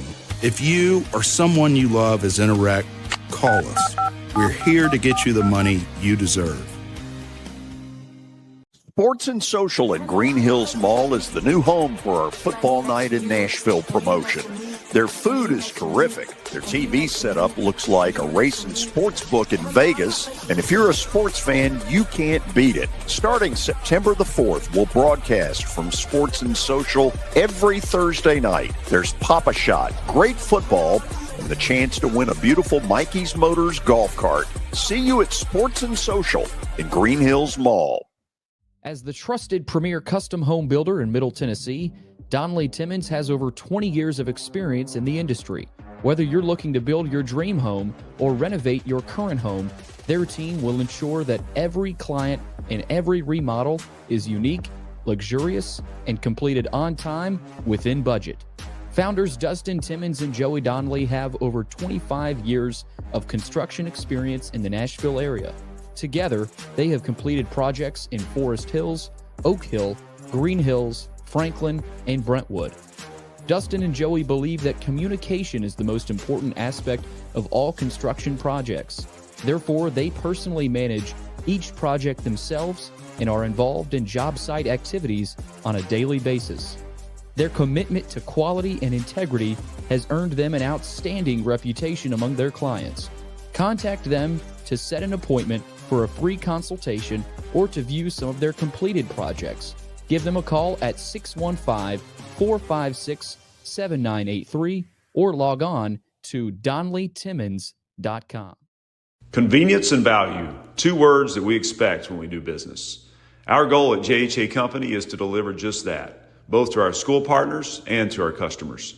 Whether you're purchasing photos, yearbooks, class jewelry, letter jackets, school spirit wear, or senior graduation products, we strive to make the experience easy, convenient, and cost-effective. Find out more at jhacompany.com or call 615-867-6345 for more information. JHA, one source, one company. Jewelry, letter jackets, school spirit wear, or senior graduation products, we strive to make the experience easy, convenient, and cost-effective. Find out more at jhacompany.com or call 615-867-6345 for more information. JHA, one source, one company. It's the George Plaster Show. Your sports live here on 94.9 The Fan.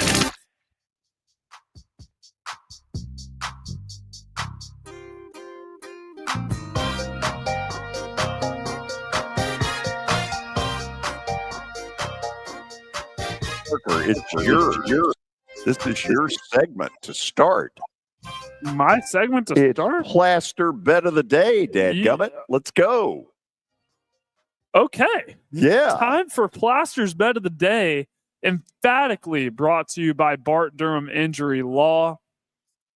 Tough week for George, but he has a great chance to rebound it because, as he said, he's going to make us all some money. Oh, yeah. So, 67 and 75 at the moment. Got to do better. Here's your chance. Here we go. Here's your chance. I've been saying all week that I think Vandy's going to win this game in Austin. For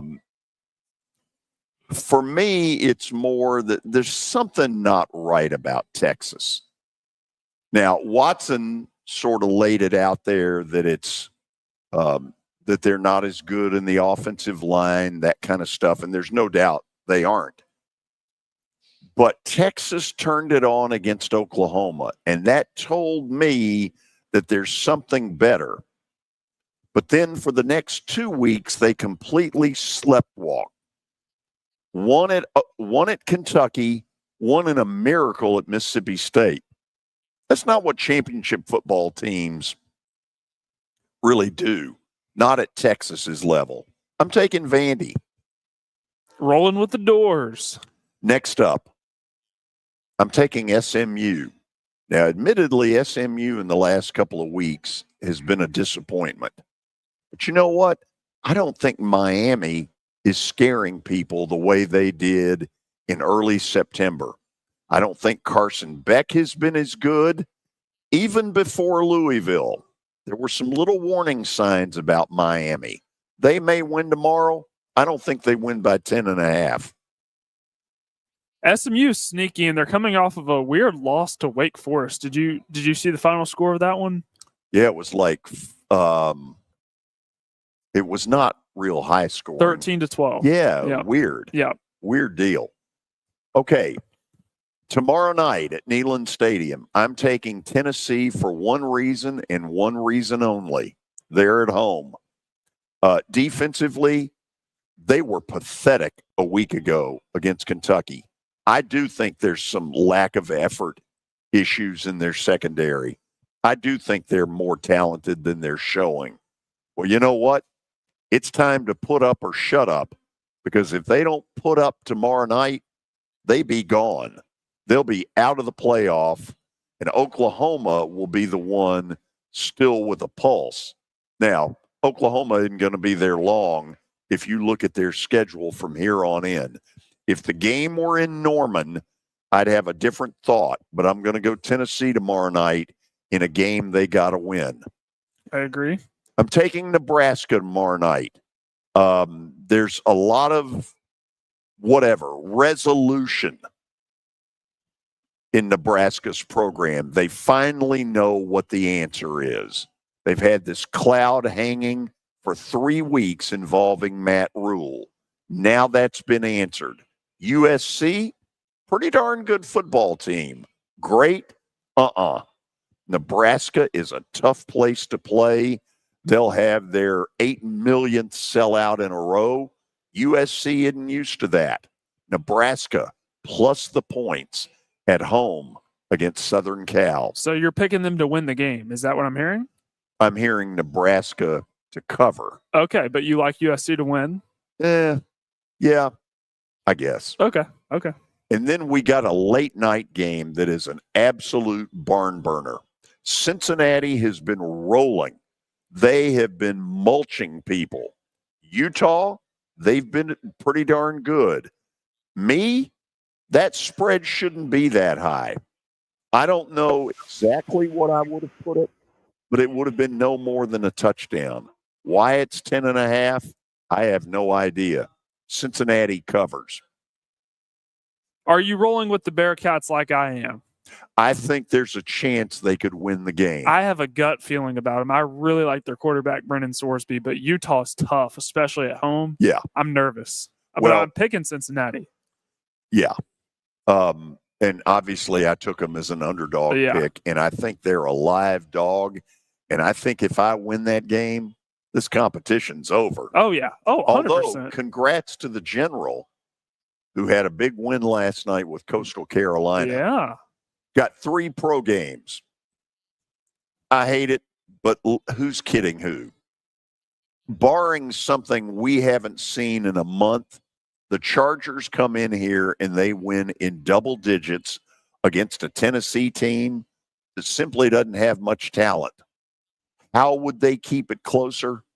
Cam Ward would have to play the best he's played all year.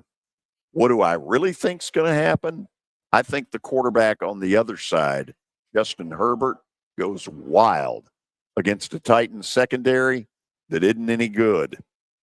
Denver, this is one that I've debated. I'm taking the Broncos. Houston has played better in the last couple of weeks, but are they really that good? I don't think so. I'm going Denver. It's time for Bo Nix to step it up because, to be honest, through most of this season, he was better as a rookie than he's been in year 2. Yeah, but Broncos really hot, winning their last 5 games after starting 1 and 2. And the run game has looked great too. They kind of have a running back by committee, so that takes some pressure off of Bo Nix. But the defense always is going to be their calling card. The last game is the game of the day in the NFL, and it's going to get a huge monster number around the country, especially if the weather around most of the country is rainy and all that kind of stuff. People staying indoors. This is a little bit of a measuring stick for Buffalo. They got to find out quick, do they have enough on defense, not only to derail Patrick Mahomes, but are they good enough defensively to win and win big come January? I think the answer is no, and I think before it's over, they're going to put a phone call into the 615 area code about Jeffrey Simmons. Now, could Buffalo win a 30-27, a 33-30? Yeah, that's what I'm banking on, but I don't think they'll be very good defensively. That's what I got. 8 plays. I think we win 6 of them. We'll check back on Monday. We'll find out. Darn tootin' we will. Okay, that will do it for today. Come Monday, we will review what goes on with the Titans, although we think we know. But the beauty of sports is just about the time you think you know, you might not know. Anyway, we'll get to that early. Then we'll get to all of the college football stuff. Clearly, we're going to have a new rating of the top 12, depending on what goes on in Austin, depending on what goes on in Knoxville. For Parker Kelly and for yours truly, see you Monday. Have a safe weekend. Barlines is conveniently located inside the Omni Nashville Hotel across from Bridgestone Arena. Barlines is the perfect spot for Preds and arena concert fans year-round. Catch your favorite team on one of their 22 jumbo flat-screen HD TVs. Barlines offers their award-winning menu of delectable Southern-inspired dishes and handcrafted Tennessee libations. Their team takes pride in using locally produced foods and